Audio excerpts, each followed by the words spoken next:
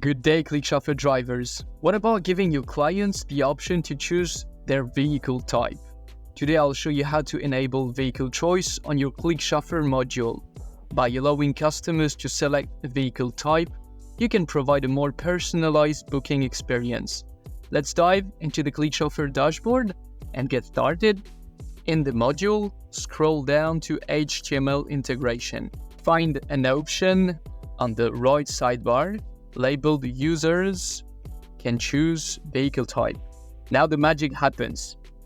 To allow customers to choose their vehicle, check the user can select vehicle type box.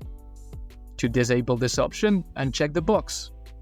Pro tip: if you only offer one vehicle type, consider disabling this option to streamline the booking process for the customer. Finally, we need to save the changes that we made.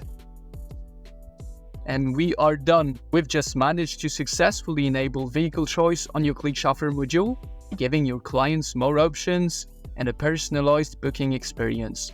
Remember, enabling vehicle choice can enhance customer satisfaction, but if you only offer one type of vehicle, disabling this option can streamline the process. Thanks for watching and see you in the next video. Keep your booking process efficient and your clients happy.